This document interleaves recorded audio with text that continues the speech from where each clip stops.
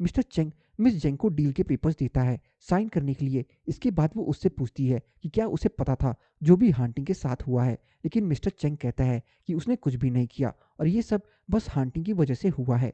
Miss Cheng कुछ दिनों बाद हांटिंग से मिलने हॉस्पिटल जाती है और उसे अपनी डील के बारे में बताती है कि अब उसकी कंपनी में उसकी जगह लेने मिस्टर चेंग तैयार है। इसके बाद हांटिंग उससे कहता है कि उसने ये कंपनी बहुत समय पहले ही मिस्टर चेंग को बेच दी थी, ऐसे में उसे किसी भी चीज़ से कोई मतलब नहीं है। मिस चेंग जब ये सुनती है तब वो गुस्सा होकर वहां से चली जाती है। बाहर उसे जिनसिंग मिलती है और वो हांटिंग और जिनसिंग के बीच फिर दीवार लाने के लिए उसे बोलने लग जाती है, लेकिन जिनसिंग इस बार उसकी बातें नहीं सुनती और उससे कहती है कि पहले जब वो उसकी कंपनी में काम करती थी तब वो उसे पसंद करती थी, क्योंकि उसे लगता था कि वो लड़की होकर इतना बड़ा बिजनेस चला रही है, मतलब वो कितनी काबिल है। लेकिन अब उसे बस उस पर तरस आता है कि उसने अपनी क्या हालत कर ली है। वो उससे ये भी कहती है कि उसकी ये हालत ना उसकी वजह से है और ना ही हांटिंग की वजह से है, उसने अपनी ये हालत खुद ही कर रखी है अपनी गलत तरीकों से। ये सुनकर मिस चेंग और गुस्सा हो जाती है और चली जाती है। मिस वान मिस्टर चेंग के पास जाती है और उससे पूछती है कि क्या उसके भाई पर जो हमला हुआ है वो उसकी वजह से हुआ है। मिस्टर चेंग कहता है कि अब हार्टिंग उसका भाई बन गया। इस पर मिस युआन कहती है कि बिजनेस अलग है, लेकिन अपने भाई की जान नहीं लेना चाहती वो, और अगर वो इसके बारे में उसके दादाजी को पता चला फिर वो उन दोनों को नहीं छोड़ेंगे। और बताती है कि उसके दादाजी और हांटिंग दोनों ही की इन्फॉर्मेंट्स हर जगह फैले हुए हैं, ऐसे में उन्हें ये जल्दी पता चल जाएगा कि ये सब किसने किया है, और इसलिए वो मिस्टर चेंग से कहती है कि अब वो उसके साथ काम नहीं करेगी और उसके साथ अपने सारे रिश्ते खत्म कर रही है। हॉस्पिटल में हांटिंग से मिलने मिस्टर जाओ आता है और मजाक करता है कि जिसने उसे बचाया वो अभी भी उसके साथ नहीं है। लेकिन तभी जिनसिंग वहां आ जाती है और मिस्टर जाओ उन दोनों को साथ देखकर चला जाता है। जाओ मिंग जब रात में सोने की कोशिश करती है तब उसे नींद नहीं आती, क्योंकि जब से उसने सुना है कि जिनसिंग किडनैप हुई है तब से उसे डर लग रहा है।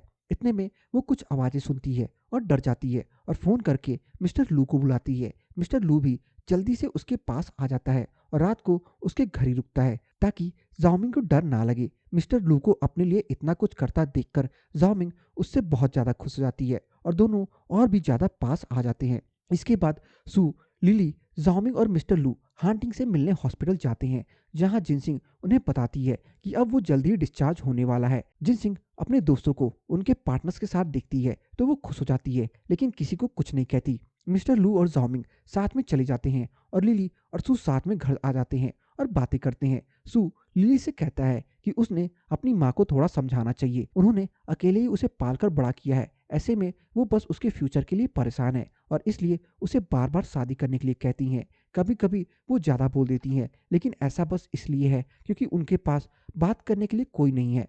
हांटिंग हॉस्पिटल से डिस्चार्ज होकर जिनसिंग के साथ घर आता है और वहाँ जिनसिंग उससे पूछती है कि क्या उसने अकेले ही सारी टू डू लिस्ट क्यों पूरी की। इसके बाद हांटिंग उससे बताता है कि पिछले 10 सालों से वो उससे प्यार करता है। अगर वो जर्मनी नहीं गया होता और जिनसिंग का फ़ोन नहीं खोया होता तो वो बहुत पहले ही साथ आ गए होते। वो कहता है कि अब वो साथ आए हैं तो कभी अलग भी नहीं होंगे और साथ साथ खाना बनाते हैं। मिस चेंग के साथ डील के बाद अब मिस्टर जेंग की कंपनी टेक्निकल मार्केट में भी आ जाती है और जल्दी आगे बढ़ने लगती है, लेकिन इसके बाद भी उनकी छोटी हरकतें खत्म नहीं होती और सू को पता चलता है कि जो कंपनीज पहले उनके साथ काम कर रही थी अब उन्होंने उनका कॉन्ट्रैक्ट खत्म कर दिया है। सारी कंपनीज के ऐसे करने की वजह से उसे समझ नहीं आता। पहले उन्हें लगता है कि ऐसा बस टेक्निकल कंपनीज के साथ हो रहा है, लेकिन लिली उन्हें बताती है कि सेल्स डिपार्टमेंट के साथ भी जिन कंपनियों के पहले कॉन्ट्रैक्ट थे उन्होंने भी अपने सारे कॉन्ट्रैक्ट्स खत्म कर दिए हैं। दोनों ये बात जिन सिंह को बताते हैं, जो अब ऑफिस आ चुकी है और अपने बिजनेस को आगे बढ़ाने में लगी हुई है। जिन सिंह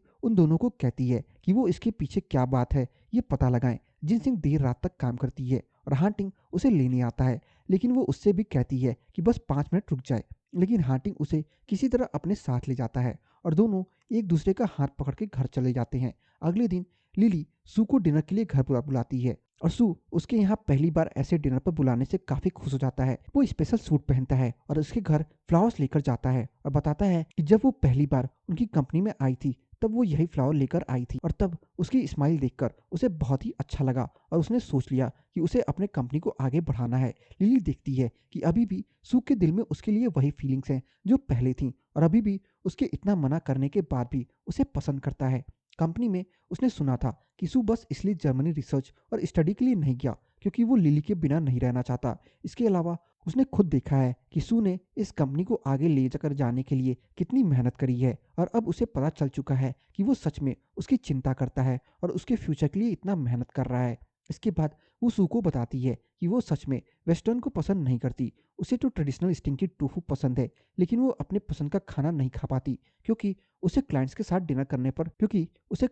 डिनर करना पड़ता है। इसके बाद सू उससे कहता है कि जब भी उसका मन करेगा वो उसे कह दे और वो उसके लिए उसका फेवरेट स्टिंकी टोफू लेकर आएगा। ये सुनकर लिली बहुत खुश हो जाती है और स्माइल करने लगती है। अगले दिन हार्टिंग फिर से जिनसिंग के साथ घर जाने के लिए अपने ऑफिस से निकलता है और कंपनी की अंडरग्राउंड पार्किंग में जाने लगता है। लेकिन तभी एक कार तेजी से जिनसिंग की तरफ आ रही होती है और वो उसे बचाने के लिए एक तरफ कर देता है। इससे उसकी पुरानी चोट फिर से बढ़ जाती है। इसके बाद जिनसिंग उसे जल्दी हॉस्पिटल लेकर जाती है और हांटिंग के सेक्रेटरी से कहती है कि अभी भी ये किडनैपिंग खत्म नहीं हुई है और अभी भी कोई है जो उन्हें नुकसान पहुंचाना चाहता है। ये बात मिस युआन को भी पता चलती है और वो अपने दादाजी को इसके बारे में बताती है। जैसे ही उन्हें पता चलता है कि फिर से हांटिंग के ऊपर हमला हुआ है, वो तुरंत ही चाइना वापस आते हैं और हांटिंग से मिलने हॉस्पिटल जाते हैं। हॉस्पिटल जाकर उन्हें पता चलता है कि हांटिंग अभी भी सर्जरी में है और उसकी ये हालत देखकर वो सोच लेते हैं कि जो कोई भी इसके पीछे है वो इसका पता लगा कर रहेंगे और हांटिंग से कहते हैं कि वो बस हॉस्पिटल में आराम करे, बाकी वो सब कुछ देख लेंगे। इसी बीच मार्केट में ये बात चलने लगती है कि डोंगयांग मेडिकल के प्रोडक्ट्स में रेडियो एक्टिव मटेरियल्स हैं। ये सुनकर सारे परेशान हो जाते हैं। सू खुद सारे प्रोडक्ट्स को चेक करता है और सारे प्रोडक्ट्स में रेडियो एक्टिव मटेरियल ट्रेसेस मिलते हैं, जिससे वो और भी ज़्यादा परेशान हो जाता है। वो और सारा टेक्निकल डिपार्टमेंट यही सोचता है कि जब उन्होंने प्रोडक्ट्स बनाना शुरू करे था तब तो ऐसा कुछ नहीं था, अब ये कैसे। इसके बाद जिनसिंग एक प्रेस कॉन्फ्रेंस करती है और उसमें बताती है कि उनके प्रोडक्ट्स में रेडियो एक्टिव मटेरियल्स नहीं है बल्कि टेस्टर्स ही खराब हैं। और इसके बाद वो उन टेस्टर्स का यूज़ अपने हाथ और प्रेस के लोगों के लैपटॉप्स पर भी करती है और वो टेस्टर्स उन सब में भी रेडियो एक्टिव मटेरियल्स ट्रेस करते हैं।